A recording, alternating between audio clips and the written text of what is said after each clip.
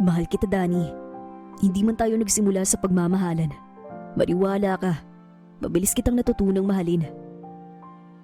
Mia Moore Tales presents Arranged Marriage with Mr. Architect.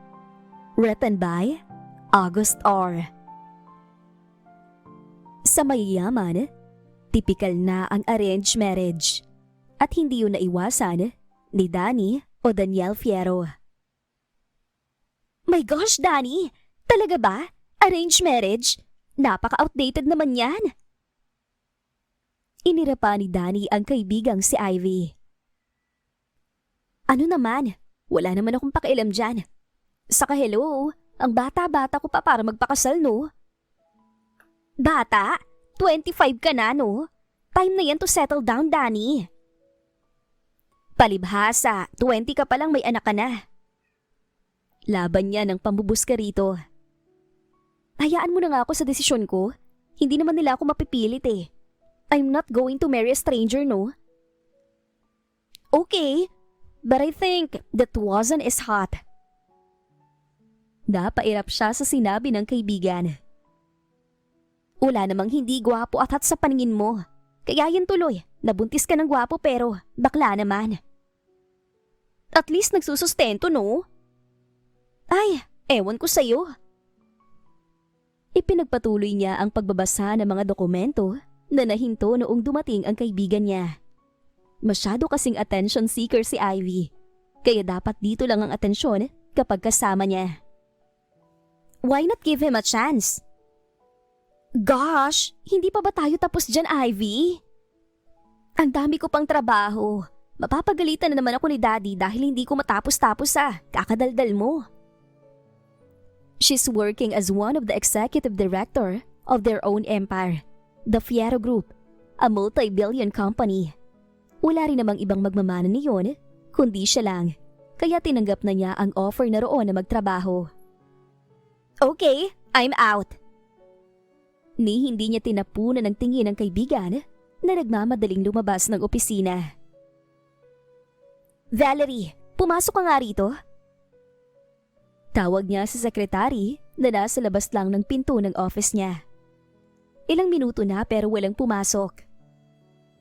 Valerie, nasa na naman ang babaeng yun? Napilitan tuloy siyang lumabas at halos umusok ang tenga niya nang walang sekretary ng madatnan doon. Ilang sandali siyang tumambay para hintayin ang babae. Miss Piero, ano pong kailangan niyo? Matalim niya itong tiningnan. Magulo ang buhok nito at hindi maayos ang pagkakabutones ng suot na damit. Where have you been, Valerie? Alam mo bang kanina pa ako nagtatawag pero walang sumasagot? I'm sorry, ma'am. Nagpunta po akong banyo dahil sumakit po ang tiyan ko. Napapalatak siya. You can't fool me with your nonsense alibi, Valerie. Mas tumalib ang titig niya rito. Where have you been? Ilang beses na itong nawawala sa table nito, kung saan-san ito nakakarating nang wala naman siyang iniuutos. Nagbanyo nga po. Para pa itong naiinis sa pang-uusisa niya. Ano po bang kailangan niyo? You're fired. Yun lang at mabilis niya itong tinalikuran. Ayaw niya sa mga incompetent na empleyado. Maayos na pinapasweldo pagkatapos ay parang naglalaro lang. Pero... Nilingon niya ito at initigan kaya hindi na nito naituloy ang sasabihin bago siya muling pumasok sa office. Lalong sumakit ang ulo niya. May aasikasuhin pa siyang deal sa isang construction company para sa bagong mall at condo unit na ipapatayo nila. What? Samantala, ay gulat na angil ni Architect Stanley Tuazon sa ama nang sabihin nito ang balita. Dad, nagbibiro lang kayo, right? Umiling ang kanyang ama. No, Stan. This is the only solution para hindi magkagulong dalawang pamilya. Nangunot ang noo niya. Naguguluhan.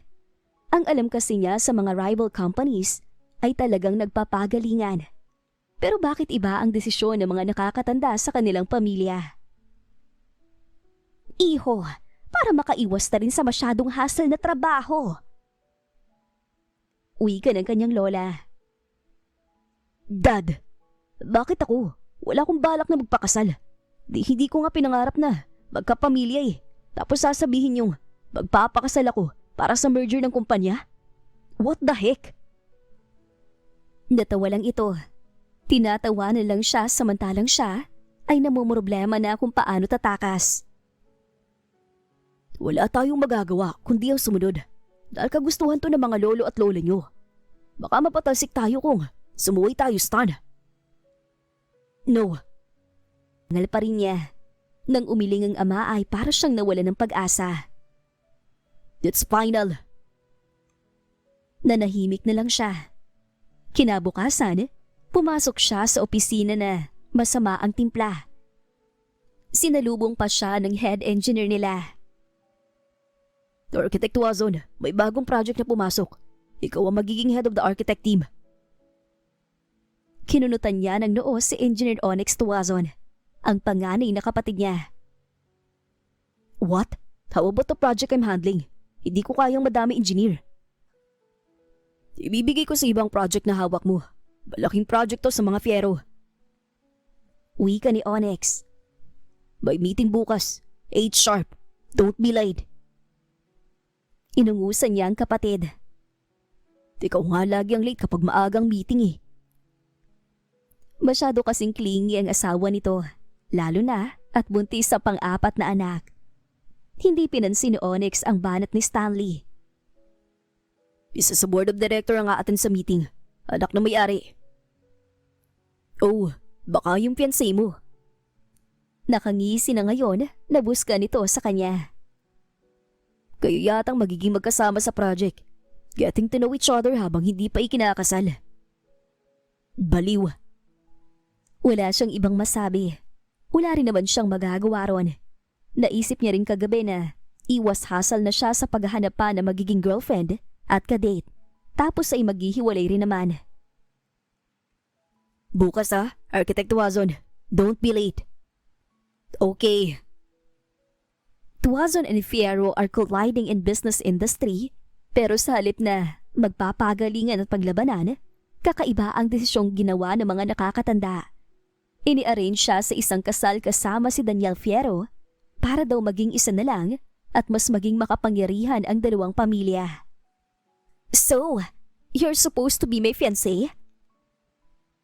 Kinabukasan, ayun agad ang salubong sa kanya ng babaeng nakaupo sa swivel chair na nasa kaliwa ni Onyx. 3 pa lang silang nasa conference room. Excuse me? Ang lakas ng dating ng babae. Kung hindi siya lumaki sa intimidating at makapangyarihang pamilya, ay baka lumuhod na siya sa kaba. I am Daniel Fierro, one of the directors of Fierro Group, which will be merging with your company.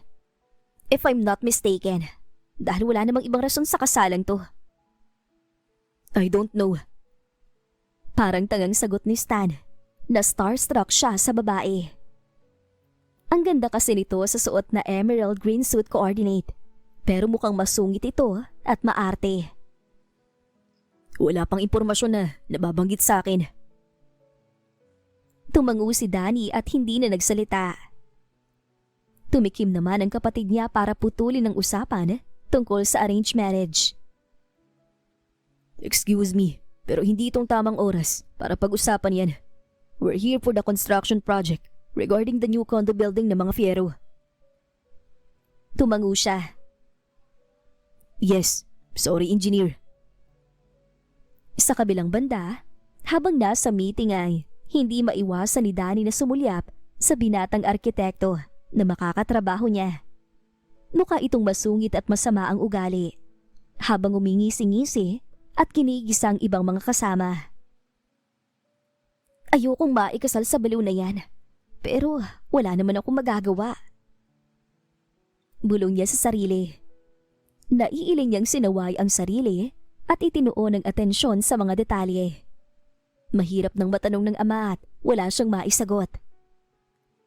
I'm looking forward to work with you, Miss Daniel Fierro. She hesitantly took Architect Tuazon's hand for a handshake. Nayayabangan kasi siya. Same here, Architect. Mabilis siyang nagpaalam matapos ang meeting. Marami siyang aasikasuhin sa opisina, lalo na at wala siyang sekretary. Naghahanap ang HR. Ilang araw matapos ang meeting, ay ibinalita sa kanya ng ina na magkikita ang pamilya Tuazon at Fierro para pag-usapan ang engagement nila ni Architect Tuazon. Ang bilis ng mga pangyayari, halos hindi na niya masundan. Ngayon ay magkakaharap na sila. Gusto ko sana magpakasal silang dalawa as soon as possible. Suhestyon ng mami niya kaya nanlalaki ang mga matang. Tinitigan niya ito pero walang bisa. Para naman maabutan pa natin ang mga apo sa kanilang dalawa. Right, General Tuazon? At halos masamid siya nang pumayag naman ang matandang general. Of course. Para mapanatag ako na, maayos naman sila. Lalo na sa negosyo. Sa halip na ipasa pa natin ang mga hindi pagkakaintindihan sa kanila, ay mas mabuting magkasundo na. Kahit tumutol, wala namang mangyayari. Kaya walang question. Walang pagtanggi. Pumayag siya at ikinasal sina Stanley sa lalong madaling panahon. May sariling bahay ang lalaki, kaya roon sila tumira. So, any rules or something? Naninigurong tanong ni Daniel. Yun ang unang gabi nila bilang mag-asawa. Ha? Sa pagtira sa bahay mo. Naguguluhan siyang tinitigan ni Stan. Baka iniisip nito na weirdo siya. Walang rules, Mrs. Tuazon. Mag-asawa tayo at hindi kailangan nun. What? Wala ngang rules. Tara na sa kwarto at inaantok na ako. Nakakapagod pala magpakasal. Sana pala, nagsama na lang tayo at pwede kitang ibalik sa parents mo kapag sobrang arte mo na. Biro pa nito na hindi niya masakyan. What the? Anong klaseng utak meron ka, Architect Tuazon? Hindi ako pinalaki sa household na nag-live-in lang. Marriage is a very sacred to our family. Lalo lang siyang nainis nang walang pakialam nitong iwasiwas ang kamay at nagpatiunan ng umakyat sa spiral stairs ng bahay. Maa-amaze sana siya, kaso ay naka-elevator sila sa state ng mga Fierro. Bubukod ka ba ng kwarto? Natatakot ka mag-isa, kaya tatabi na lang sa akin matulog. Tanong pa ni Stanley. Pwede naman, yayakap lang ako bago matulog. Halos umusok na ang ilong niya dahil sa inis sa lalaki. Hambog din pala ito. Akala niya ay masungit at suplado lang. Can I have my own room? Tanong niya na makarating sila sa ikalawang palapag ng bahay. Mamamatay yata siya sa kakaakyat at baba sa pamamahay ni Stanley Tuazon. Saka wala bang elevator dito? My gosh, magkakaroon ng ugat ang mga binti ko. Okay ka lang, Mrs. Tuazon. Hagdan lang ang kaya ko. Next time ng elevator. Baka escalator din pala. Di mo afford? Humalakhak ito habang binubuksan ng pinto na katabi ng master's bedroom. Alam niya dahil may pangalan. Talaga ba, Mrs. Tuazon? Bakit ba ganyan ang tawag mo sa akin? You're so annoying na. Oh, lumalabas ang pagiging konyo. Masakit sa tenga. Gosh! Angil niya bago pumasok sa loob ng kwarto. The room has a touch of white and gold. Not bad. Di ka naman magtatagal rito. Lipat ka rin sa master's bedroom. At bakit ko naman gagawin yon? Nagkibit-balikat ito bago naglakad sa isang malaking frame sa sulok ng kwarto. Bahagya nito yung ginalaw at kusa nang humawi ang malaking frame ng bulaklak. Na-amaze siya, kaya nagmamadaling lumapit. What's that? Whoa! It's so cool, Architect Tuazon! Ngumisi ang lalaki. Elevator lang yatang meron sa estate niyo eh. Dito, may mga sekretong lagusan. Lalong nanlaki ang mga mata ni Danny. Really? Papunta saan? Baka meron din naman sa Fierro Estate, kaso ay hindi niya alam dahil lagi lang siya sa kwarto o kaya sa library at nag-aaral. Sa Encantadia. Really? Where is that? Humalakhak ang lalaki. May patapik-tapik pa ito sa pader na nasa gilid niya. Hindi mo alam yun? Ang laki ng bahay niyo, walang TV? Anong kinalaman nun sa television? We have televisions, but I'm not fond of watching. It's so sayang sa time ng studies ko, no? Kunyo ka pala. Para naman itong gulat na gulat. Akala ko, maarte, masungit at nonchalant ka lang eh. Hindi niya napigilan na hampasin sa braso ang lalaki na tatawa-tawa. Why would I tell you? Labas na nga. I'm so pagod. I need 8 hours of sleep para strong for tomorrow sa work. Oh, saan ka dadaan? Akma kasi itong papasok sa lagusan na malaking frame. Dito, hindi ba obvious? What? Hindi ka matutulog sa room mo? You're going to Encantadia? At halos sumabog na ang buong kwarto nang humalakhak na naman si Stanley. Nakahawak na ito sa tiyan at parang hindi na makahinga. Siya naman ay nakangawi itong pinapanood. What's funny? Ikaw, hindi mo talaga alam yun? Naiiling niya lang itong tinalikuran. Naiinis siya sa ugali nito. He's so annoying talaga. Connecting door ito, Mrs. Tuazon. Gusto mo makita? Papunta to sa kwarto ko, sa master's bedroom. Gosh! You mean you just make fun of me? Architect Tuazon? Hanggang kinabukasan tuloy ay hindi maipinta ang mukha ni Danny dahil sa kalokohan ng kanyang asawa. You woke up early, ha? Aniya sa asawa. Naabutan kasi niya ito sa kusina. Wala itong suot na t-shirt at tanging apron na may design na strawberries ang suot. Napangawi tuloy siya dahil sumasayaw-sayaw pa ito. What's with that apron, architect? Good morning to you too, Mrs. Tuazon. She just rolled her eyes. Anong breakfast? I'm not a heavy eater, ah. Just light meals sa morning. I don't want to be fat. Sayang ang body ko, ano? Saka pala, may gym ba rito? Sa Fierro Estate kasi ay meron. Specifically, sa adjacent room sa kwarto niya. Yes, Mrs. Tuazon. Labas sa ilong nitong sagot. Nakakahiya naman kasi sa'yo eh. Heavy eater pa naman ako. Kaya nga fried rice at sinigang niluto ko. What? You don't have a cereals here ba? Wala. Kung anong niluto ko, siyang kakainin natin. At least, marunong ka magluto ng sayo. No! Hiyaw niya. Pero you said yes earlier, so I thought may light meals here. Masisira ang diet niya kung kakain siya ng iniluto nito. Hindi pwede. Mapapagalitan siya ng dietitian niya. Kumain ka ng heavy meal sa umaga para may lakas ka sa maghapon. Hindi yung kung ano-anong hinahanap mo. Nakasimangot siyang tumayo at walang lingon-likod na umalis sa kusina. Kakain siya sa office. Magpapabili na lang siya kaysa masira ang diet niya. Mrs.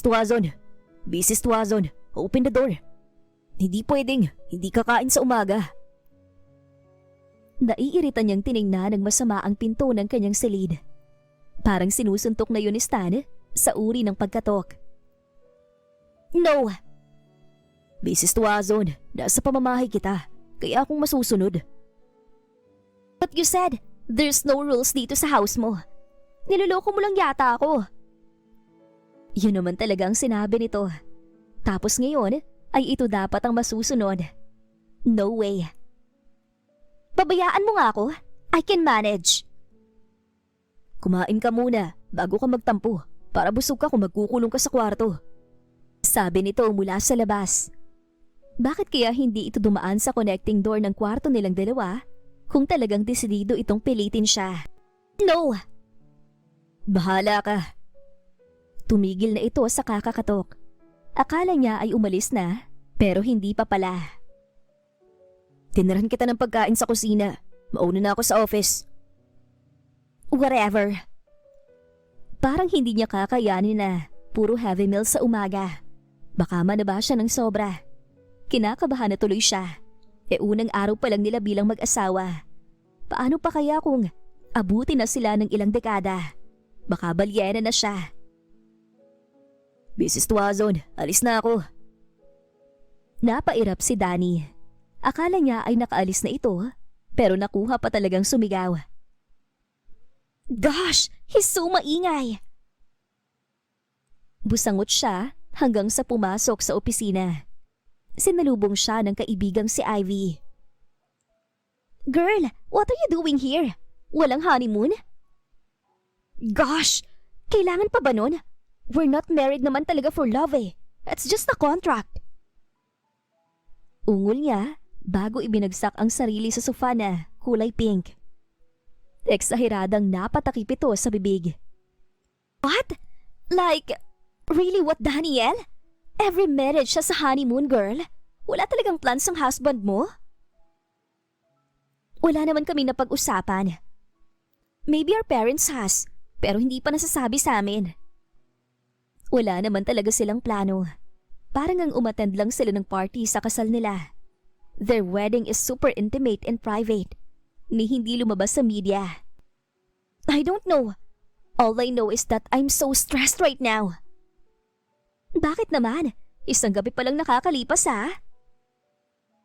Bakas talaga sa mukha ng kaibigan ang sobrang pagtataka. He is so annoying. Pang-asar. Wala siyang ginawa since kahapon, kundi ang asarin ako using his super out-of-the-world jokes. Ah, kanal humor? What's that? Tumangu-tangu si Ivy. Mukhang naunawaan na ang hinanakit niya. Mag-click kaya kayong dalawa? Ilang buwan kayang itatagal niyo bilang mag-asawa? Masyadong magkaiba kayo. Hindi ko alam. And then, what's Encantadia? Nanlaki ang mga mata ni Ivy at parang pinipigil ang matawa. Pati ba yun ay nabanggit niya sa'yo? O nakita mo lang sa kung saan? Basta. Palabas yun sa TV. Parang mga sundalo or something or fantasy yata. Not familiar too? Oh! Hindi niya talaga alam. More on international movies kasi siya. Not familiar. Pagdating ng tanghali, ay may meeting ulit siya sa construction firm kung saan nagtatrabaho ang asawa niya. Tinatamad pa siyang makita ang nakakainis nitong muka pero wala naman siyang magagawa. Mrs. Tuazon, good afternoon. Bati sa kanya ni Engineer Onyx Tuazon. Good afternoon to Engineer Tuazon. Bati niya pabalik. Tumango ito at iginiya siya sa conference room. You're early, huh? Nito sa kanya. Yes. Kakain sana ako sa labas ng lunch but decided not to dahil malapit ng oras ng meeting. Nakakahiya naman kung malilate siya, kaya mamaya na lang siya magla-lunch. What? Hindi ka pa kumakain ng lunch, Mrs. Tuazon? Magagalit ang asawa mo. Masyado pa namang strict yun when it comes to eating. Hindi niya alam, no? Umiling siya. No, at hindi naman niya kailangan malaman na Oh, Architect Tuazon, you're here. Napalingon tuloy siya sa pinto at nakita roon ang asawa niyang purmalang muka. Good afternoon, Engineer. Anito, saka bumaling at tumango sa kanya. Mrs. Tuazon, hindi pa raw kumakain tong asawa mo, Stanley. Anong ginagawa mo? May pagbaon ka pa nun ng pagkain, ha? Gulat siyang tiningnan ng asawa. Hindi ka pa kumakain? Not yet. Nagmamadali kasi ako kaya... That's not a valid reason para hindi ka kumain sa tamang oras, Daniel. Kaninang umaga, hindi ka rin kumain. Nagtaka siya. Bakit mo alam? Nauna ka namang umalis ah. Come on. Mabilis siya nitong hinawakan sa braso at pilit na hinila palabas ng conference room. Wait! Saan tayo pupunta? Architect Wazon, we have a meeting pa.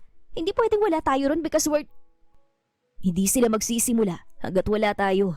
Ang mahalaga ay kakain ka muna. Sa kantin muna dahil matatagalan tayo ng husto kung lalabas pa tayo ng firm. But... Hindi siya kumakain sa kantin ng company. Hindi na siya nakaangal pa dahil hila na siya nito patungo sa kantin. Ito pang bumili at talagang sinamahan siya. Eat. Pero... Lalo tayong matatagalan kung hindi ka magsisimula, Mrs. Tuazon. Naghihintay na ang team. Kahit na walang gana dahil sa mga hindi kilalang pagkain na nakahain sa harap niya, ay nagsimula siyang kumain. Nakakahiya naman sa kasamahan nila sa conference room. Don! Aniya pagkatapos kumain. Nabusog siya. You good, Mrs. Tuazon? Heto na naman ang pang-aasar nito sa kanya. Okay lang ba sa panlasa mong lasa? Inirapan niya ito habang pinupunasan ng tissue ang labi ng baso. Pwede na, but not like a famous restaurant na kinakainan ko. Ginisang kangkong lang kasi yan. Ismid nito. Tara na. Okay. Ang first impression ni Danny kay Stan ay isang malaking pagkakamali. At marahil, ganun din ang iniisip nito tungkol sa kanya. Habang tumatagal ang kanilang pagsasama, ay nakikilala niya ang totoong ugali nito. Bonsarin natin yan, Mrs. Tuazon. Imporma sa kanya ni Stan habang pababa ito ng hagdan. Sinamaan niya ito ng tingin. What are you, a kid? Bansari? What's that? Natigilan ito. Hindi mo alam kung ano yun? Hindi mo naranasan? Napanood man lang kahit nabasa sa libro? Nagkibit balikat siya. I'm too busy to even care. Isang buwan na nakalipas bago sila nakapagbakasyon. Nasa Italy sila sa kasalukuyan para sa late honeymoon nila. Nasa Fieros Mansion sila sa Italy. Walang pakialam itong tumango, pero nagtanong din naman kinalaunan. Talaga bang hindi mo alam? Ano bang magagawa ko kung hindi ko alam? Singhal niya. Abala siya sa pagpipinta ng sariling kuko dahil ayaw siyang payagan itong asawa niya na lumabas para magpasalon. Nakakain ba yan? Hindi naman lalago ang negosyo kung alam ko ba yan o hindi eh. Really? Mabubuhay ako hanggat kumakain at natutulog. Saka kapag may milyones na pumapasok sa bank account ko. Ang paraan nito ng pananalita, minsan ay nakukuha raw sa trabaho. Lagi raw tambay sa site at nakikipagkwentuhan sa mga construction workers, kaya nahawa na rin. Ayon naman yun sa kwento ng kapatid nitong engineer. That will be a problem. Reklamo nito, kaya lihim siyang natawa. Nagdadabog itong naglakad patungo sa kusina. Baka pagluto na nga lang. They are different in many ways, but they clicked. Sa trabaho, sila'y mga profesional. Pero pagdating sa bahay, sila'y ordinaryong mag-asawa din lang na nagkukulitan, nag-aaway at nag-aasaran tulad ngayon. Anong lulutuin mo? Sinundan niya ang asawa sa kusina na abala sa pagkuha ng kung ano-ano sa loob ng ref at sa itaas ng cupboard. Architect Wazon, you're so into cooking na hindi ka na namamansin. Hindi siya nito pinansin. Patuloy ito sa ginagawa. Snobber na siya niyan?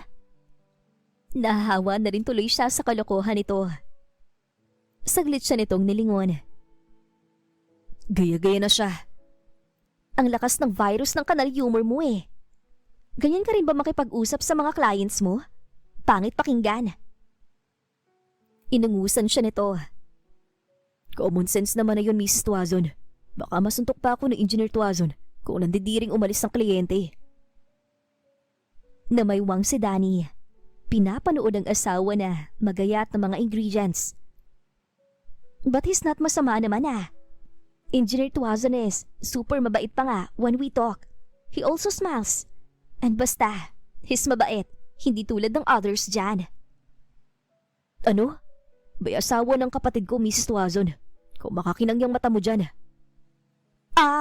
You're no fun. Angal niya. Lagi talaga siyang talo sa asaran nilang mag-asawa. Kung hindi siya mapipikon, mag-walk out naman siya. Alam kong may wife na siya. Saka hello. Kahit na gusto ko nakatali naman ako sa kanal humor mo, Architect Tuazon. Malaki ang ngiti nitong nag-thumbs up. Good. Umupo siya sa high stool sa kitchen counter at nangalumbaba. Anong lulutuin mo? Bawal sa'yo, baka masirang diet mo. But I'm gutom na. Nakangusong sabi niya sa asawa. Nagpapakyut. Doon lang naman niya ito madadala. Akala yata nito ay hindi niya napapansin na kapag dinadaan niya sa pakyut ay mabilis na namumula ang tenga nito. Luto mo ako ng food. Anong food ba? Napahalakhak siya. Nakuha na naman niya ang gusto niya. I won! Tatawa-tawa siyang tumayo at pumapalakpak pang naglakad palabas ng kusina. Namumula na naman kasi ito na parang kamatis. What? Mrs. Tuazon, ano yun? Basta, luto mo ako ng food. Yung light lang Teka, saglit lang Mrs. Tuazon. Rinig pa niyang hiyaw nito galing sa kusina. Siya naman ay bumalik sa living area para ipagpatuloy ang paglilinis ng kuko kahit hirap na hirap. Samantala, ay kunot ang noo ni Stanley habang hinahalo ang nilulutong tinolang manok. Nag-crave kasi siya bigla. Mabuti na lang at bata pa lang ay tinuruan na sila ng magulang magluto. Kung hindi raw kasi sila matututo, sila ang iluluto ng general na ama. Mawawala naman siya ng gwapong anak. Sayang ang lahi Bulong niya. Why are you talking to yourself? Jeez! Nanlalaki ang matang nalingunan niyang asawa na nakasandal sa hamba ng pinto sa kusina. Mrs. Tuazon, you're going to give me a heart attack. Inirapan siya ng babae. You're so maarte naman. Is that finished na ba? I'm starving. Anito at umupo sa harap ng maliit na mesa. Gosh, I know ay maganda. Pero please lang, Architect Tuazon Don't stare so much. Baka mawalan ka ng magandang asawa niyan. Napahawak siya sa dibdib. Dahawa na nga kita. Si Danny ay clingy pala. Madaldal, konyo at matampuhin. Yun ang napansin niya habang kasama ito sa ilalim ng iisang bubong. Hindi ito kasing intimidating tulad ng akala niya noong umpisa. Isip bata, pangit mo. Asik nito pero mas lumawak lang ang ngiti niya. Ang clingy mo naman. Napatayo pa ito at muli ay kunot na naman ang ilong. Anong sabi mo? Konyo pa. No, I'm not. Yes, you are, Mrs. Tuazon. Ang sarap talaga nitong asarin. Kain tayo. Mamaya, saan mo gusto mamasyal? Nagsimula siyang magsandok ng pagkain. Susulitin na nila ang bakasyon dahil pagbalik sa Pilipinas ay siguradong tambak na ang gawain nilang mag-asawa. Lalo na at nagsisimula na ang construction ng Fiero Condominium Building. Mrs. Tuazon, talk to me. Ewan, don't talk to me. You canal humor. Nagtampo na naman yan siya Kain na para makalabas tayo. Di pasyal mo ko rito at wala naman akong alam na lugar dito sa Italy. Saka ka na magtampo pag uwi na natin sa Pilipinas. Kumain naman ito. Laging sinasabing ayaw ng heavy meals dahil tataba. Pero kada magluluto naman siya, ay mas malakas pa itong kumain kesa sa kanya. Hindi na lang niya pinupuna dahil baka mapahiya at batuhin siya ng plato. Masarap ba, Mrs. Tuazon? I need to work out ng malala na naman dahil sa food mo, Architect Wazon. Angil nito na nagdadabog pa. Giniwaan niya ito. Sasamahan na lang kita. Spotter mo ko. You make sigurado lang ah. Touchy pa naman kapag instructor sa gym. Kaya nga I have my own equipment sa kwarto eh. Ayoko nang hinahawakan ako ng kung sino-sino. Baka madaming germs. Nag-judgmental naman ang asawa ko. I was just stating facts here, not being judgmental, no? Irap nito. Nagtataray na naman. Mamaya, magtatampo na naman ito kapag napikon. Pagkatapos ilang oras lang ay clingy na naman. Ang lakas talaga ng tama, pero tolerable naman. Oo na, kaya nga kapag mag-gym ka, sabihan mo ko para masamahan kita, okay? Okay.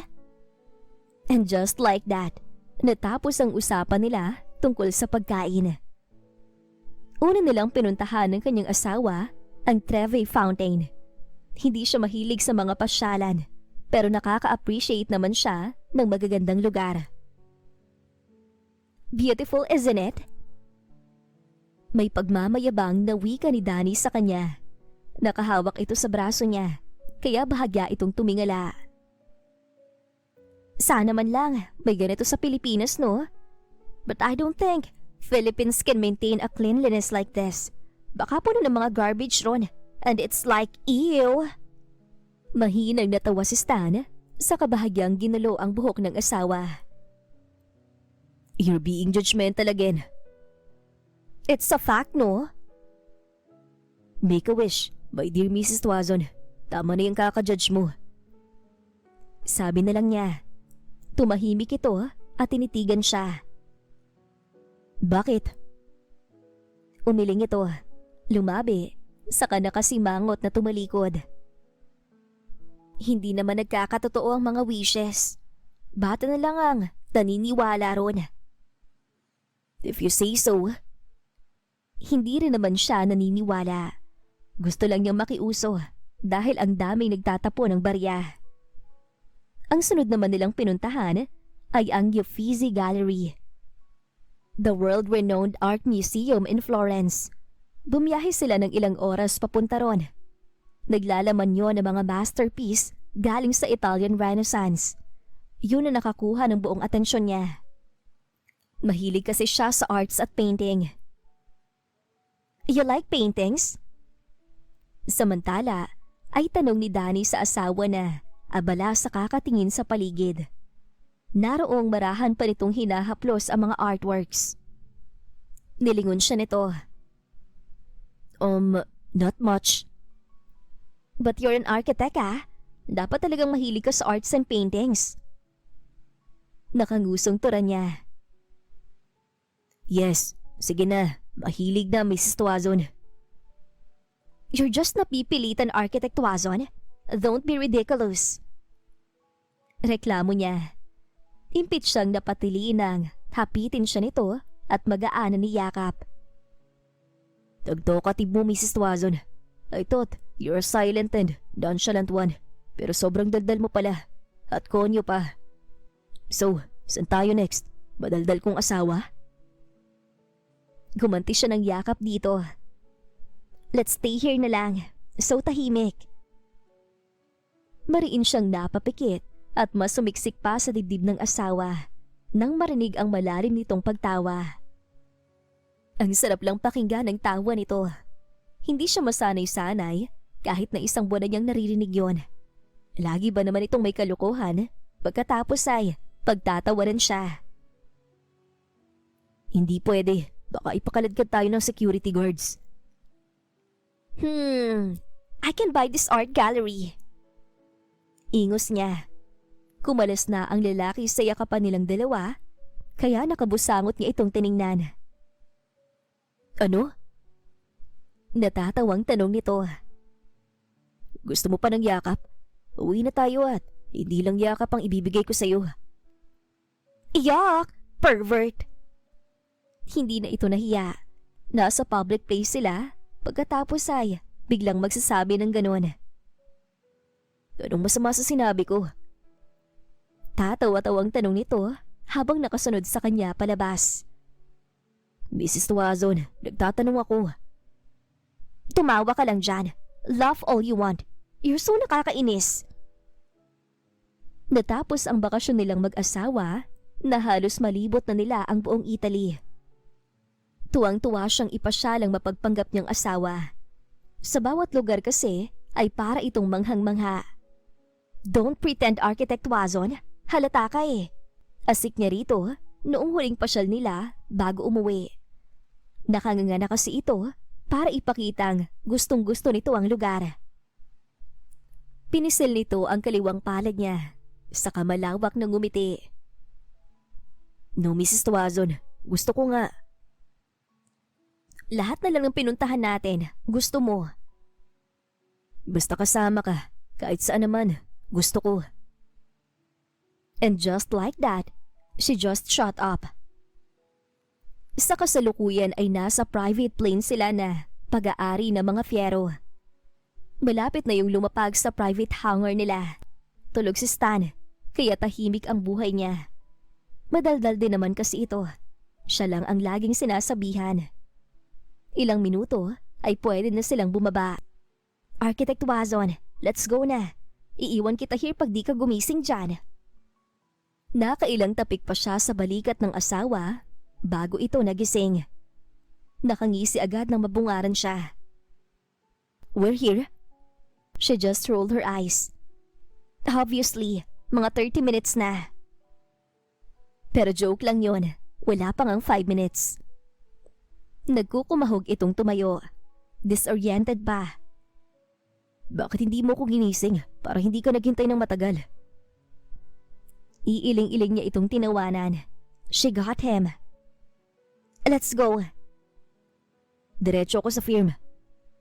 Paalam nito noong nasa kotse na sila. May aasikasuhin lang dahil wala si Engineer Tuazon. Sure. May aasikasuhin din kasi siya sa office ng Fiera Group. Masyadong matagal ang honeymoon nila, kaya marami ang natambak na trabaho. After that, halos hindi na sila nakikitang mag-asawa sa bahay. May kanya-kanya silang trabaho at maraming schedule na meetings. Aalis ka na, Mrs. Tuazon? Tanong ni Stanley sa asawa pagpasok niya sa living room. Kadarating lang niya galing sa office. Inumagan na naman siya. Ang daming problema na lumilitaw kung kailan nasa kalagitnaan ng project. Yes, as usual, kadarating mo lang. Pasensya na, kumain ka na ba? Umiling ang babae. No, wala nang stocks ng cereals ko. Oh, sorry Mrs. Tuazon. Nakalimutan kong itawag ang grocery natin ngayong buwan. Saglit lang, ipagluluto kita. Kahit napagod, ay ipagluluto muna niyang asawa. No need, sa labas na ako kakain. Oh, okay. Ingat ka, Mrs. Tuazon. Wala na itong sinabi at basta na lang lumabas ng pinto, kaya naman umakyat na rin siya sa ikalawang palapag para matulog. Pagod na pagod siya. Maghapon at magdamag siyang nagtrabaho. My head hurts. Angal niya habang nagpapalit ng damit. I'll sleep for an hour. Saka na naman siya babalik sa opisina. Lumala ang problema nilang mag-asawa sa mga sumunod na araw. Ilang beses pa na ganyang oras ang uwi mo, Stanley? Nagulat siya dahil sa pangalan siya tinawag ni Danny. Hindi naman yun ang nakasanayan nilang dalawa. May problema lang sa construction ng condo, Mrs. Tuazon. Di ba na-i-report sa'yo? Wala. Malamig na sagot ng asawa niya. Sorry, wala nang oras para maipagluto ka. Natatawa pang Aniya kahit na hindi ito natawa. May meeting sa site visitation bukas. Sasama ka ba? No, ayokong makitang kalandian mo ron. Anong kalandian ang sinasabi mo? Kunot na ang noo niya. Meetings ang pinupuntahan ko at maraming trabaho na hinihingi ang board ng construction company, Mrs. Tuazon. Saan mo naman nasagap yan? Wala. Akma itong aalis sa harap niya para umakyat sa kwarto nang pigilan niya. Do we have a problem, Mrs. Tuazon? Wala. When I say wala, wala. Hindi ka ba nakakaintindi? Mrs. Tuazon. Marami rin naman akong trabaho sa office pero nakakauwi pa rin ako sa oras. Hindi ako pumapayag na hindi uuwi kung gabi na dahil inaalala kong may inuuwian akong asawa. Pero wala rin naman pala akong daratnan. Tapos makikita ko lang sa mga photo and videos na nakikipagkwentuhan ka lang sa mga babae. Napakamot na sa kilay si Stanley. Nagsiselos ba ito? When was that, Daniel? Wala akong matandaan na. Nakikipagkwentuhan lang kaya hindi makauwi. You liar! Gulong-gulo si Stanley habang pinapanood ang asawa na nagdadabog na pumasok sa dating kwarto na ginagamit nito. Simula kasi noong honeymoon nila ay lumipat na rin ito sa master's bedroom. Hay, ngayon na nga lang kami nagpang-abot sa bahay ng gabi. Ganito pa. Pagod na hinaing niya. Ibinagsak niya ang sarili sa mahabang sofa at nahiga. Hindi niya namalayan na nakatulog pala siya at nang magising ay maliwanag na sa labas. Wala na rin ang asawa niya. Lalo lang nadagdagan ang problema sa construction ng building ng mga fiyero nang hindi inaasahang bumagsak ang kalahating pader. Marami ang nasugatan at ilan ay kritikal ang lagay sa ospital. Ngayon naman ay itong ihaharap ninyong problema. Malamig ang tinig ni Engineer Onyx Tuazon. Isang umaga sa emergency meeting. Katabi nito ang asawang si Mrs. Autumn. Di pa ba kayo napapagod sa mga problemang dala nyo rito? The last time was the fund. Nawala. Nabawasan. Kayo naman, mga substandard material. Mariing ipinikit ni Stanley ang mata. Hinilot ng sentidong hindi na yata nawala ang sakit sa kakaisip. Di pa naayos yung sa fund pero dumagdag na naman to. Exactly, Architect Tuazon. Hindi pa ba nalalaman kung sino sa mga tauhang kasama mo nagnakaw ng milyones na halaga sa proyektong to? Anong mukhang ihaharap ng kumpanya natin sa kanila? Hindi kasi ang kapatid niya ang head engineer ng project na yon at halos ayaw pang makipag-usap sa kanya ng head engineer sa hindi maipaliwanag na dahilan. Kung hindi pa siya maghahabol dito, ay hindi talaga siya kakausapin. I will talk to the Fiero to halt the project for the meantime dahil sa problemang to. Dismiss. Architect Tuazon, stay. I need to talk to you alone. Hindi siya kumibos sa upuan niya hanggang sa mawala na lahat ng kanyang mga kasama. Anong pag-uusapan? Alam kong mahinala ka kung sino nagdispalko ng pondo. Stan, sino? He shook his head. Ayaw niyang mabintang dahil wala naman siyang ebidensya. I don't know. Nagmura ang kapatid niya. Problemado na rin ito. Malaking pondong nawala nang hindi natin nalalaman, Architect. Ang mas malala pa, nadamay yung mga tauhan natin at ang building. Anong sasabihin sa atin ng mga Fiero? Na tinipid ang project nila para may maibulsa? That new engineer, kuya. What? Tinitigan niya ang kapatid. Kung hindi pa ako magbubukas ng usapan para makapag-communicate kami, hindi siya makikipag-usap. Sa apilitan pa, masyado siyang suspicious. May sariling mga tao. Dahan-dahang tumango si Onyx. Lahat ay maiimbestigahan sa kasong to. Architect, walang liligtas. Kailangan din natin maglabas ng sariling pera para sa compensation ng mga dadamay. Tumango siya. Pagod na pagod ang utak niya at sa tingin niya ay kailangan niya ng alak. Kaya pag alis niya sa trabaho ay dumiretso siya sa isang high-end bar. Tahimik lang siyang umiinom sa isang sulok na bahagi ng may lumapit sa kanya. Stan, dude, ikaw nga! Hey, Travis! Kaibigan niya ito noong college. Nang ibang bansa ito, kaya nawalan siya ng balita. Kailan ko pa dumating? Humahalakhak itong umupo sa tapat niya. Nung 1 linggo lang, babalik din sa Chicago kung kailan ko maisipan. Mahina siyang natawa at napailing. Wala ka pa rin ipinagbago, dude. Free as a bird pa rin, ha? Hindi na. Baka tuluyan na akong ikulong ng dad ko sa kumpanya niya. May business meeting ako with the Fieros, kaya nakauwi at nakapag napao ko ng tagapagmana. Saka ko babalik sa Chicago kasama siya. What? Business meeting pero isasama pabalik? Ano yun? Pakakasalan ko na. Sabi nito sa mapagbirong tono pero hindi siya natawa. Para saan? Sa negosyo? Para mas lumakas ang koneksyon niyo at lumago ang kumpanya? Bakit hindi na lang akong pakasalan mo, dude?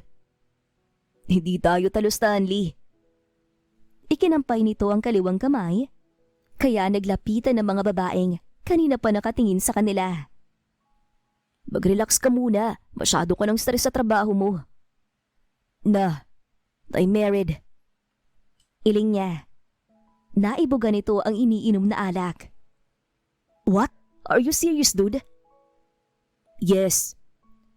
Sagot niya bago marahang inalis ang palad ng babae na humahaplo sa dibdib niya. So back off, miss. Sino? Wala namang lumalabas sa media na kasal ng isa sa sought-after bachelor ng Pilipinas Umiling siya. Umiinit lang ang ulo niya sa kaibigan. I need to go. Wait, dude, spill the tea. Hindi niya ito pinansin. Para itong babaeng tsismosa. Pagdating sa bahay, ay ang nakasimangot na asawa ang bumungad sa kanya. Hawak ang mamahalin nitong cellphone. Akala ko busy. Bakit nakuha pang mag-bar? With girls pa, ha? Salubong ni Danny sa asawang halatang lasing. At nagmaneho pa ng lasing, Stanley? Mrs. Tuazon, hey, naghintay ka ba? Namumungay na ang mga mata nito. I'm so sorry. Tinalikuran niya ito. I don't talk to lasing. But I'm not drunk, baby. Nakuha pa nitong yumakap sa kanya. Talk to me. Do we have a problem? Nothing. Bakit nasa bar ka at... My gosh! Hinahayaan mong basta ka lang hawakan ng mga babae ron? Anong Mrs. Tuazon? Wala naman akong babae ron. Yes! Meron! Nanggagalaiting sigaw niya. I have proof of your panloloko. At iniharap niya sa asawa ang photo na isinend sa kanya ng kaibigang si Ivy. Maningkit naman lalo ang mata ng lalaki dahil sa kalasingan. At nang maaninag ay agad na nanlaki. Saan mo nakuha yan, Danny? So, totoo nga, may babae ka ron? Wala, Mrs. Tuazon. Wala. Hinihilot na nito ang sentido. Let's talk tomorrow, baby. Masakit ang ulo ko. Umiiwas ka eh. Explain this photo to me, Stanley. Ang dami-dami na niyang problema. Sumasakit na ang ulo niya sa kakaisip sa problema ng kumpanya, tapos dumagdag pa itong magaling niyang asawa. Naibalita na rin sa kanyang tungkol sa problema sa construction ng kondo. It's not what you think, baby. Dahan-dahan itong inabot ang magkabila niyang braso sa kamarahang hinaplos. Sa bar ako para saglit na uminom dahil sobrang puno ng utak ko sa problema sa trabaho. May gago pang katrabaho. And then, my college friend came at dala mga babaeng yan. Mabilis din naman akong umalis nung humahawak na sa akin eh. Really? Hindi nga ako na babae nun. Ngayon pa kaya na may asawa na ako? Trust me, baby. Hindi kita lulukuhin. Siguraduhin mo lang. Let's sleep. I'm so damn tired, Mrs. Tuazon. Natulog silang magkatabi ng asawa ng gabing yon. Maayos naman na sila ulit kinabukasan. Balik sila sa bangayan na parang aso at pusa. Pero panandalian lang. Ilang araw ang business trip mo, Mrs. Tuazon? Tanong ni Stanley sa kanya, isang gabing kumakain sila ng hapunan. Hindi ako makakasama dahil inaasikaso ko pa yung problema sa construction. Pinapaimbestigahan na rin ni Onyx kung sino ang kumurakot sa pondo. Huminga siya ng malalim. Isa yun sa dahilan kung bakit kailangan niyang umattend ng mga business meetings at seminar. Kailangan nila ng bagong investors. Dahil bukod sa nawalang pera dahil sa construction, ay may ahas din na gumagala sa loob mismo ng Fiero Group. Akala yata ay hindi niya mapapansin na nawawala na sila ng milyon-milyon. Usually, it takes weeks. Umaabot din minsan ng buwan. Why? You'll miss me? Kaya ko namang sumunod kahit isang araw lang. Umingo siya. Annoying. Kung tutuusin, ay kaya namang bumangon ng Fieros kahit na walang mga investors na makuha. Pero hindi iikot ang kumpanya sa ganun lang. Maraming businessmen doon for sure. Siyempre, business ang pag-uusapan doon. What's with the pout, Architect Wazon? You look like a duck. Huwag ka maglalapit sa kanila ha. Isipin mo lagi na may gwapo kang asawa na naiwan dito. Hi, whatever. Hindi akalain ni Danny na aabutin nga ng halos 2 buwan ang kanyang mga trips abroad. Minsan, dumadalaw si Stanley at kung hindi kaya ng oras ay tumatawag. Pero nitong mga nakaraang araw ay wala kahit na text man lang. Nasa naman kayang lalaking yun? Pagka-uwi ay ito ang hinanap niya sa bahay dahil gabi na. Pero wala ito. He even promised na susunduin niya ako sa airport. Where is that guy? Naisip niyang nasa office pa ito. Kaya kahit pagod, ay hihintayin na lang niya ito. Pero madaling araw na wala pa rin. Kaya nagpa siya siyang tawagan na. Mrs. Tuazon, hello. Where the hell are you? Kagabi pa ako nakarating, Architect Wazon. You even promised to fetch me at the airport. Nasaan ka na? Naiinis na naman siya. Nitong nakaraan ay sumasama ang pakiramdam niya. Nahihilo at naduduwal pa siya na iniisip niyang dala lang ng matinding stress sa trabaho. Sorry baby, nawala sa isip ko. May tinatapos kasi akong trabaho. Saka nakikipag-usap ako kay Engineer Tuazon tungkol sa problema noong nakaraan pa. Baka sa boses ng asawa ang pagod, kaya hinayaan na muna niya. Umuwi ka muna para makapagpahinga. Okay, I'm sorry ulit. Umuwi nga ito, pero nagpahinga lang saglit at umalis din. Abala ito sa pag-aasikaso sa mga nasaktan noong gumuho ang building. Naayos naman na. Nabayaran, pero may ilan na nagsampa ng kaso. Ang Fiero Group naman ay tumutulong na lang sa problema kaysa pagbayarin pa ang construction firm. Dad, what do you mean mas malaking perang nawawala ngayon? Hindi makapaniwalang sambit ni Danny. Her father arranged a private meeting with her that same week. Problemadong tumango ang kanyang ama. I am monitoring it because you already has your plate full of problems, Iha. I am already conducting an investigation regarding this matter. Pero ang isa pa ay unti-unting pag-alis ng mga investors at board. Alam niya ang tungkol doon, kaya nga stress na siya. Kahit na makapangyarihan at malaki ang Fiero Group, kapag nawala ang pangunahing mga sumusuporta, ay babagsak yon. Mahinang daing niya nang biglang kumirot ang tiyan niya. Iha, are you okay? Yes, Dad. Medyo sumakit lang ang tiyan ko. Dahilan niya. Continue, please. As I was saying, Ouch! mas malakas pa niyang daing. Nanlabo ang kanyang paningin. Naaninag niya ang mukha ng ama na nag-aalala. Pero wala nang pumapasok sa utak niya kundi ang sobrang sakit. Aray! I'm sorry, Mrs. Nakayukong wika ng doktor. Nakikisimpat siya. The baby didn't make it. Natulala si Danny habang nakahiga sa hospital bed. Tahimik na tumulo ang luha sa kanyang mga mata. Anak! Naramdaman niya ang mainit na yakap ng ina. Tinawagan na ng daddy mo si Stanley.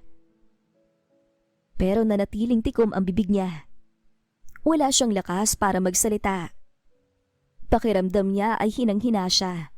Ang tanging kayang gawin ay tahimik na umiyak. Daniel, what happened? Hindi naman nagtagal ay narinig niya ang boses ng asawa. Mrs. Tuazon, hey! Marahan siyang umiling. habang mas lumalakas ang hikbi at naging hagulhol na. Hey, calm down baby. Hinaplos ni Stanley ang kanyang muka at marahang pinahid ang luhang tuloy-tuloy na tumutulo. Tumingin ka sa akin, Danny. It's okay. It's okay. Narito na ako.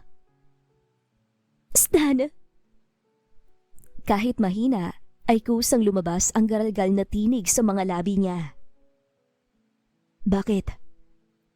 Umawang ang kanyang labi para sumagap ng hangin at maipaliwanag sa asawa ang nangyari. Pero wala. Tanging hagulhol ang lumalabas.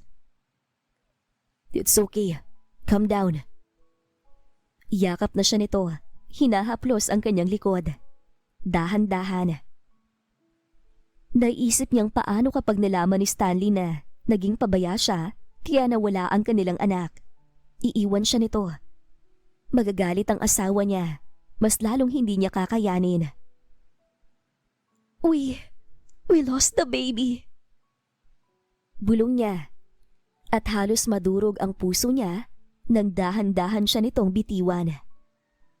Ang mahigpit na yakap kanina'y lumuwag hanggang sa nahulog ang dalawa nitong braso sa gilid. Ha? Danny, anong sinasabi mo? We have a baby? You're pregnant? But I lost it. God! Napatayo na ito at nagpalakad-lakad sa kabuuan ng hospital room. What do you mean? Hindi naman ito sumisigaw, pero ang lakas ng dating sa kanya. Yung tila sumasabog na sa kanyang tenga. Sorry, Stanley. Mabilis itong lumapit sa kinahihigaan niya. No, Danny. Hindi mo kasalanan. Walang may kasalanan. Shh! Stop crying, baby. Baka makasama sa'yo. But it's really my fault. There are symptoms but I ignore it. Akala ko, stress lang. Stan, kung sana hindi ko inignore eh. Huwag muna nating isipin yun. Masakit, Danny. Lalo na unang anak natin. Pero baka naman mas lalong makasama sa'yo ang sobrang pag-iisip at pag-iyak. Tahan na, nandito ako. Sasamahan kita. Malaking impact sa pagsasama nilang mag-asawa ang miscarriage na nangyari. Kahit pa sabihing magkasama nilang hinaharap ang problema, hindi pa rin niya maiwasang makapag-isip. What if naging cautious siya at agad na nagpa-check up? Sana ay hindi mawawala ang baby nila. Stanley! Hating gabi na, hindi siya makatulog. Bigla ay malakas na kumalabog ang dibdib niya sa hindi maipaliwanag na takot. Kaya ginising niyang asawang nakadapa at mahinang humihilik. Architect Wazon, wake up! Bakit, Danny? May kailangan ka ba? Kahit na inaantok pa, ay mabilis itong bumangon para daluhan siya. Oh, bakit ka umiiyak? May masakit ba sa'yo? Hindi rin niya alam. Basta na lang siyang humagulhol nang marinig ang boses ng asawa. I'm scared. Ha? Bakit? Saan ka natatakot? Kasama mo naman ako. Come here, I'll hug you. Sumiksik siya sa dibdib nito. Don't be scared. Nandito lang ako. Tulog na. Yayakapin kita hanggang bukas. True to his words, nagising si Danny kinabukasan. Nayakap pa rin ang asawa. 5:00 pa lang kaya pinanood muna niyang asawa na mahimbing na natutulog. Mamaya kasi ay dali-dali na naman itong aalis para sa trabaho. Nasa baba si Manang Danny. Kung may kailangan ka, sabihin mo lang siya. O kaya ay tawagan mo ko ha. Bili nito ng magising at magbihis para pumasok sa opisina. Mrs. Tuazon, call me if you need anything, okay? Hindi pa ba tapos ang kaso? Matamlay na usisa niya. In-advise ng doktor na wag muna siyang magtrabaho at magstay na muna sa bahay dahil sa mahina ang katawan niya at kulang sa nutrisyon. Tapos na. Nahuli ni yung head engineer na. Agad namang umamin na siya nga ang dahilan ng pagkawala ng funds. At siya rin kasi ang nangontrata ng mga substandard na materials, kaya nagka-aksidente. That's good to hear. Pero bakit lagi pa rin itong nagmamadaling umalis kung okay na pala? Nahihiya naman siyang magtanong at baka isipin itong nagdududa siya. Take care. Yes baby, ikaw rin dito. Magpahinga ka. Sa Fiero Group naman ay ang daddy niya muna ang bahala dahil nga sa nangyari sa kanya, pero hindi pa rin niya maiwasang isipin. Tulala lang siya maghapon, walang ganang kumain at nakakulong lang sa kwarto nilang mag-asawa. Ayoko pong kumain. Wala akong gana. Ilang beses na siyang pinupuntahan ng kasambahay na kinuha ni Stan, pero ilang beses din niyang tinanggihan. Mamaya na lang po, pagdating ng asawa ko. Naghintay siya hanggang gabi. Dumating naman ito, pero lasing. Oh, Danny, you're still awake. Lasing na tanong nito sa kanya nang maabutan siyang nakaupo sa sofa at nakatitig sa pinto. Anong oras na? Ba't hindi ka pa nagpapahinga? I was waiting for you. Bakit ngayon ka lang? Bahagya itong natawa.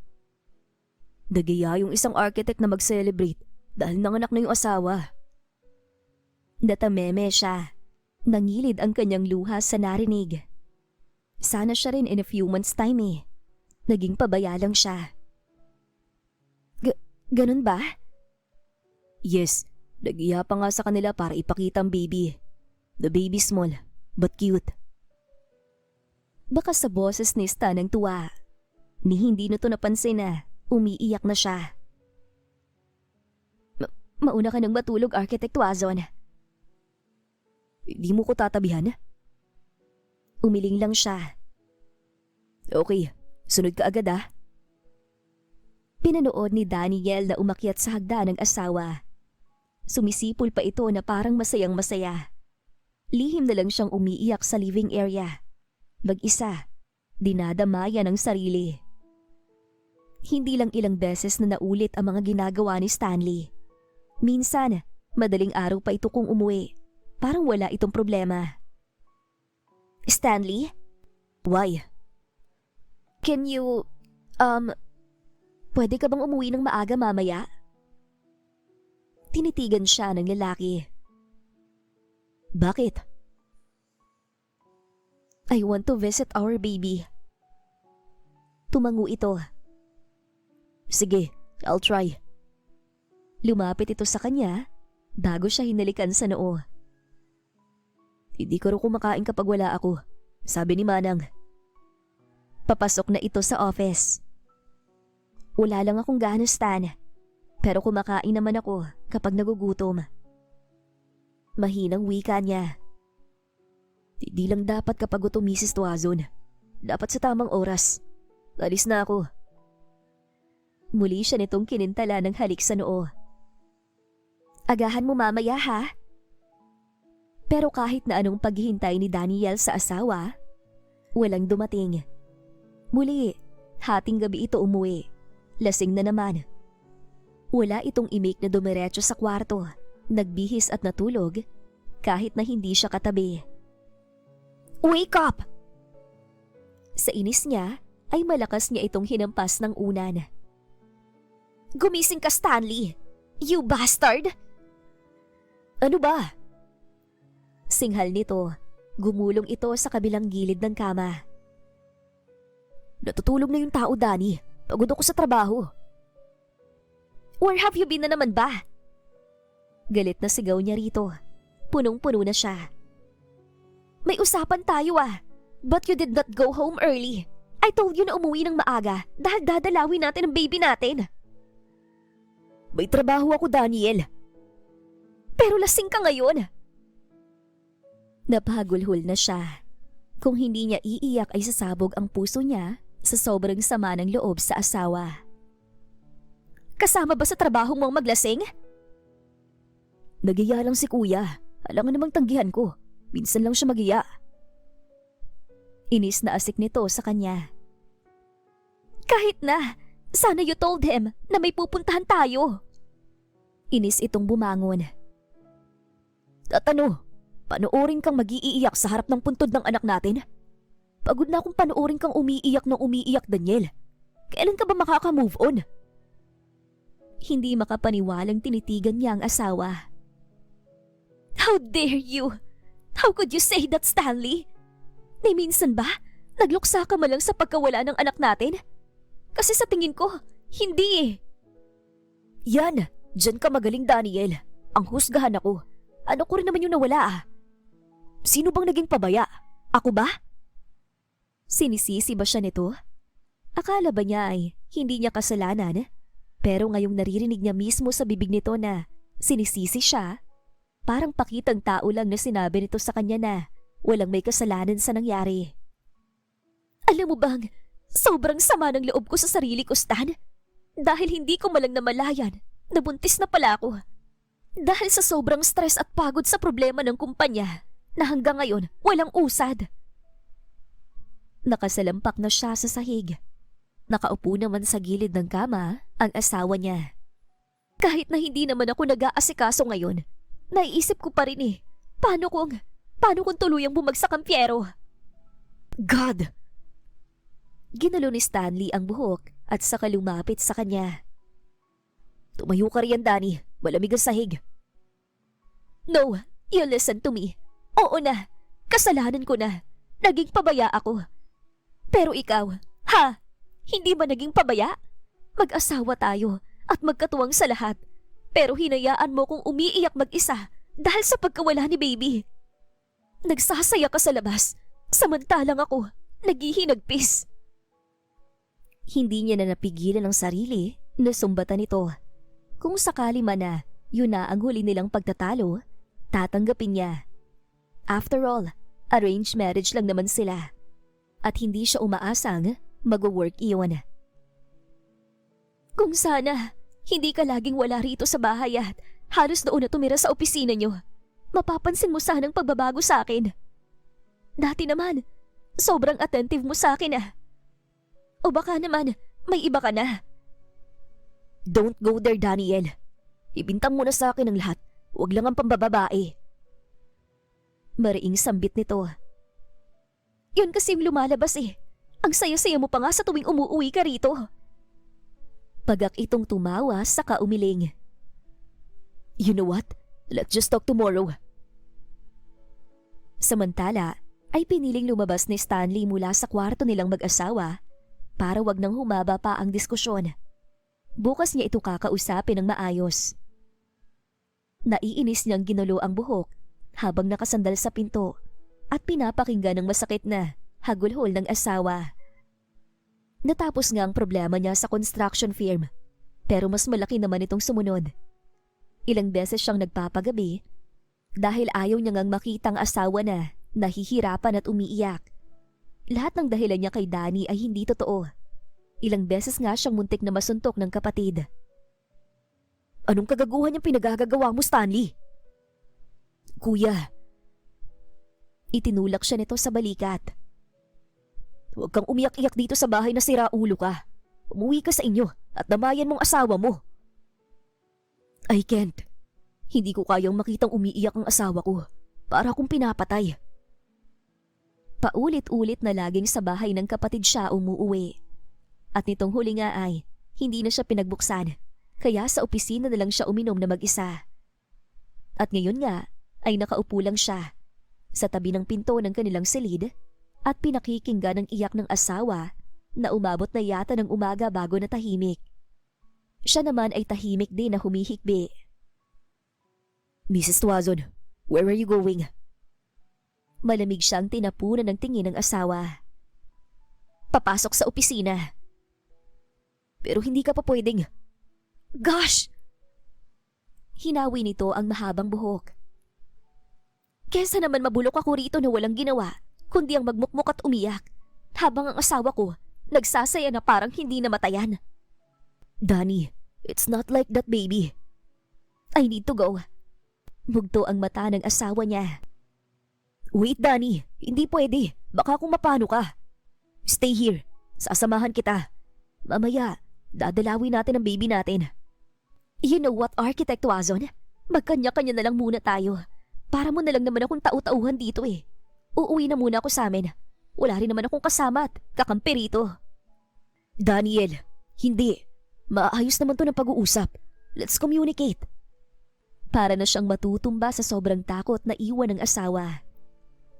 Nilapitan niya ito at hahawakan sana sa braso nang pumiksi ito. Mrs. Tuazon, let's clear things out. Please.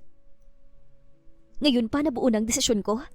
Mag-usap na lang ulit tayo kung bibigyan ng pagkakataon. Pero sa ngayon, wag muna. Mas masakit na makita at makasama ka eh. Danny, nawalan din naman ako ah. Anak ko rin naman yung nawala. Oo, anak mo rin. Pero ni minsan, hindi ko nakitang nagluksa ka. Ang saya mo pa nga eh. Nakukuha mo pang mag-inom. That's my way of coping up, Danny. Ayaw kong umuwi rito nang hindi lasing dahil maririnig at makikita ko lang na umiiyak ka. At yun ang pinaka-iniiwasan ko because it pains me. Mas doble yung sakit sa akin. Kay kuya ko lagi umiinom. Doon ako nagpapalipas at kapag inaantok na, saka uuwi para diretso tulog na. Pero hindi ko nakikita, Stan. Dahil hindi ko ipinapakita, mas madadagdagan lang ang sama ng loob mo. Kailangan kong ipakitang wala lang at malakas ako para hindi mo ko isipin. At yun ang pagkakamali ko. Umiling lang muli ang asawa niya. Her eyes are already shedding tears. Pero sana, sa ngayon, hayaan mo muna akong mag-isa. Makapag-isip-isip kung worth it ba talaga tong kasal natin. Masakit, pero tumango siya bilang pagpayag sa kagustuhan nito. Nagkamali rin naman siya at hindi niya itatanggi yon. Alright, nauunawaan ko, Mrs. Tuazon. Sa pagtalikod ni Daniel sa asawa at sa bahay na saksi sa away, kulitan, asaran at lambingan nilang mag-asawa, tuluyang kumawala ang hagulhol na pinipigilan niya. Ang luha ay mas dumami. Isang linggo na ang matuling lumipas. Bumalik siya sa Fierro Estate. Tumulong sa amang resolbahin ang problema. Maraming tao ang involved, kaya muntikan ang bumagsak ang Fierro Group. At mabuti na lang, may isang Travis Coleman na tumulong. Nobyo ito ni Ivy. Danny, are you okay? Ivy, nandito ka na pala. Sit down. Nasa isang restaurant siya dahil nag-uusap sila ni Ivy na magkita. Kailangan niya kasing mag-unwind. Ang layo ng tingin mo, mismo na asawa mo? May panunukso sa mga labi nito. Bakit hindi mo pa uwian? Umiling siya. Niwala nga siyang paramdam. Hindi ako maghahabol, Ivy. Kaya ko namang mabuhay ng walang lalaki. Nung una nga, wala akong balak na mag-asawa, di ba? Humalakak ito. Paano kung sabihin ko sa iyong makikita mo siya ngayon? At bakit mo naman nasabi yan? Wala itong sinabi, pero bumaling sa pintuan ng restaurant kung saan pumapasok si Travis Coleman at ang asawa niya. See? Kindat nito nang tuluyang makalapit ang dalawa. Humalik kay Ivy si Travis na umupo sa tabi nito. Si Stanley, dahil wala namang ibang bakanting upuan, ay sa tabi niya umupo. Mrs. Daniel Tuazon, kumusta? Bati ni Travis sa kanya. Profesional niya itong nginitian. I'm good, Mr. Coleman. How about you? Maayos din naman, maliban sa ang aga-aga kong nabulabog dahil sa isa dyan. Sinamaan ito ng tingin ng katabi niya. Diba, Stanley? Ha? Si Ivy ang nag-react at natatawa ito. Bakit naman? Inakbayan ni Travis ang kasintahan. Wala, love. Baka masuntok ako. Hindi alam ni Danny na magkaibigan pala sina Stanley at Travis. Sa mga sumunod na labas nila ni Ivy ay kasama si Travis at, as usual, kasama ni Travis si Stanley. At ngayon ay iniwanan silang dalawang mag-asawa. I should get going. Paalam ni Danny sa asawa. Awkward kasi ang paligid. Danny, ihahatid na kita. Nauna na itong tumayo. Bago kunin ang mga gamit niya, saka nagpatiunang lumabas. I have my driver, Architect Wazon. Oh. Ayaw man niyang mag-assume, pero halata ang disappointment ni Stanley. Okay. Nang makasakay, ay bahagya siyang kumuway sa lalaki para magpaalam. Nakangiti naman itong tumango, pero hindi maitatago ng ngitiyang sakit sa mga mata. Sa mga sumunod na pag-aaya ni Ivy sa kanya, ay hindi na siya sumama. Halata niya ang strategy ng dalawa, ang paglapatin ulit silang mag-asawa. Muli ay matuling lumipas ang isang buwan na wala silang komunikasyon ni Stanley. Unti-unti ay nakakabawi na siya ng lakas at nababawasan na ang kanyang pag-iyak. What are you doing here, Architect Wazon? Sabado ng araw na yon at nadatna ni Danny ang asawa sa outer living area sa labas ng estate. Agad itong tumayo at iniabot sa kanya ang hawak na bulaklak. Para sa'yo. Oh, thank you. Gusto sana niyang sabihin na marami naman silang bulaklak sa garden, pero baka ma-offend ito. Iniabot na lang niya iyon sa kasambahay na napadaan. Pakidala sa kwarto ko. So, what are you doing here, Architect? Susuyuin ang asawa ko. Agad na naramdaman ni Danny ang pag-iinit at pamumula ng kanyang muka. Hindi naman niya akalain na bukod sa malokong asawa, ay may ganoong side pala ito. And went home with me. Paano kung ayaw ko? Gusto lang niyang malaman kung mabilis din ba itong sumuko. Nagkibit balikat ito. Dan liligawan kita hanggang sa mapatawad mo na ako. Alam kong hindi kasi tayo dumaan sa ligawan phase kaya I want you to experience it. She's speechless. Diretso kasal na kasi sila, kaya hindi talaga niya naranasan ang suyuin man lang.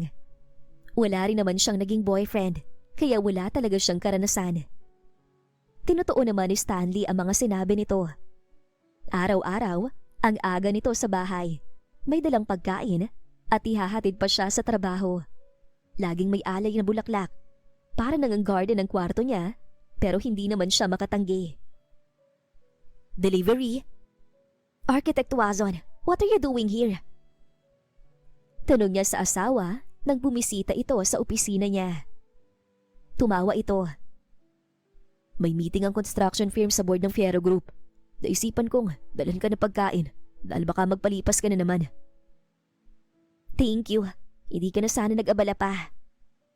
Pasensya ka na, Mrs. Tuazon. Binili ko lang yan. Walang oras sa pagluluto dahil hectic ang schedule ko. Agad-agad, may bagong project na. Ibinaba si Engineer Tuazon. Hindi na naawa sa kapatid niya. At nagsimula na naman itong mag-rant sa kanya. Do you want to go on a date with me? Ha? Ang random mo naman. Kailan ba? Nagliwanag ang mukha nito.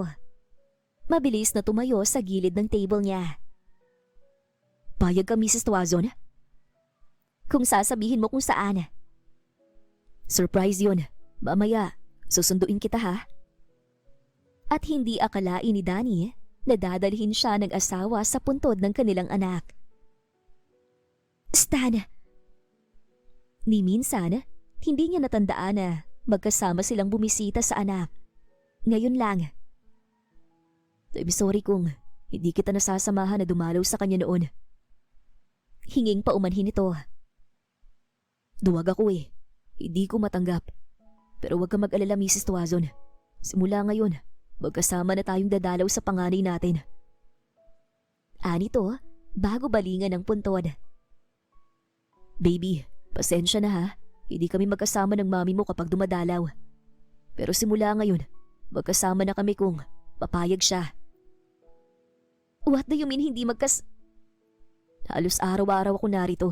Sinasamahan siya. Tulala niyang tinitigan ng asawa. Akala niya ay hindi man lang ito nagagawi roon. Kaya pala laging may mga bulaklak doon kapag nagpupunta siya. Stan! Payag ka ba, Danny? Sabay na tayo laging dadalaw sa anak natin. Of course, I do. Niyakap siya ng lalaki. Mahal kita, Danny. Hindi man tayo nagsimula sa pagmamahalan. Maniwala ka, mabilis kitang natutunang mahalin. At hindi ako papayag na masayang ang kasal natin. Dahil wala na akong ibang babaeng gustong makasama habang buhay. Kundi ikaw lang. Tuluyan na siyang napaiyak. Same here, Stan. Mahal din kita.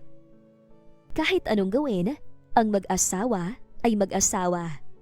Walang tampuhan at selosana makakapagpatumba sa pagmamahalan nila. Subukin man ang kahit na anong problema, hindi sila padadaig. At makalipas lang ang ilang taon, ay muli siyang nagbuntis. At sa pagkakataong yon, inalagaan nila ang sanggol sa sinapupunan niya. Siniguradong safe itong mailalabas sa mundo. Nagsimula man sila sa arranged marriage, papatunayan nilang ang tadhana ay mas sariling paraan para pagtagpuin ang dalawang taong inilaan para sa isa't isa. The end. Kung nagustuhan ninyo ang aming istorya, huwag kalimutan na mag-like at subscribe. Salamat sa pakikinig. Mag-iingat po tayong palagi at naway lagi tayong pagpalain. Hanggang sa susunod,